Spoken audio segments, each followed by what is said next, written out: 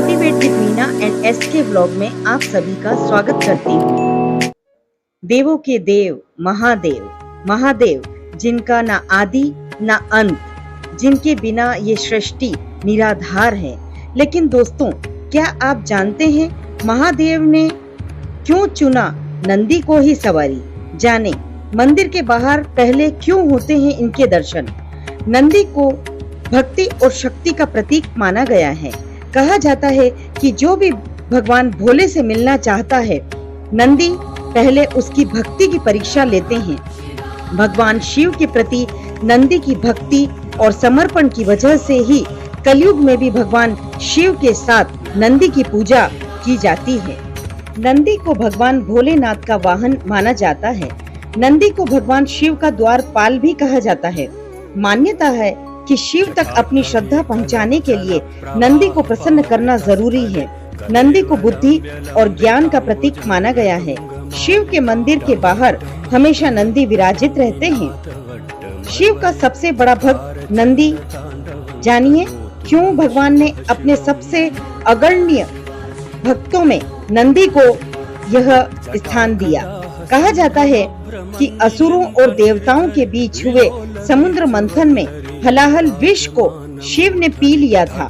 महादेव ने संसार को बचाने के लिए इस विष को पान कर लिया था।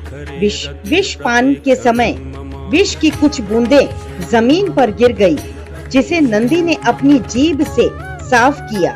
नंदी के इस समर्पण भाव को देखकर शिव जी प्रसन्न हुए और नंदी को अपने सबसे बड़े भक्त की उपाधि दे दी। शिव ने नंदी को ही क्यों चुना अपना वाहन? आइए जानते हैं। भगवान शिव ने कहा कि मेरी सभी ताकतें नंदी की भी है। अगर पार्वती की सुरक्षा मेरे साथ है तो वो नंदी के साथ भी है। बैल को भोला माना जाता है और काम बहुत करता है। वैसे ही शिव शंकर भी भोले, कर्मठ और काफी जटिल माने जाते हैं। कहा जाता है कि इसलिए शिव ने नंदी बैल को ही अपने वाहन के रूप में चुना। नंदी की भक्ति की ही शक्ति है कि भोले भंडारी केवल उन पर सवार होकर तीनों लोक की यात्रा करते हैं, बल्कि उनके बिना वो कहीं भी नहीं जाते। नंदी को भक्ति और शक्ति का प्रतीक माना गया है। कहा जाता है कि भोले से मिलना चाहते हैं तो नंदी पहले उसकी भक्ति की परीक्षा लेते हैं, उसके बाद ही शिव कृपा के मार्ग खुलते हैं। भोलेनाथ के दर्शन करने से पहले नंदी के कान में अपनी मनोकामना कहने की एक परंपरा है।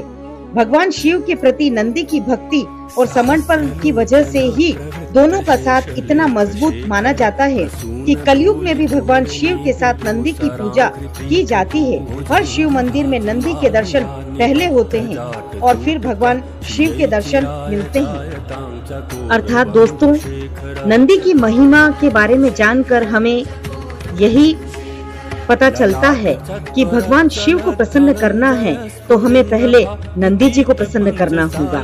ठीक उसी प्रकार जैसे हमें अपने पति को यदि प्रसन्न करना है तो पहले उनके परिवार को प्रसन्न करना होगा। यदि परिवार हमारी वजह से प्रसन्न है, खुश है, तो पति की कृपा प्राप्त और पति का प्रेम तो हमारे साथ वैसे ही है।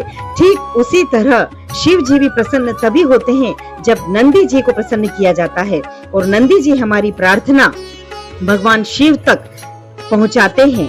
और तब पहुंचाते हैं जब भगवान शिव अनादि काल तक समाधि में लीन रहते हैं और जैसे ही वे समाधि से उठते हैं तब भगवान नंदी हमारी प्रार्थना अपने पास रखते हैं और भगवान शिव तक हमारी प्रार्थना पहुंचाते हैं। कहा जाता है कि नंदी जी के दाईं ओर खड़े होकर एक कान पर हाथ रखकर दूसरे कान को बंद कर प्रार्थना की जाती है ताकि वह नंदी जी तक हमारी प्रार्थना रहे और वो भगवान शिव तक हमारी प्रार्थना पहुंचाए।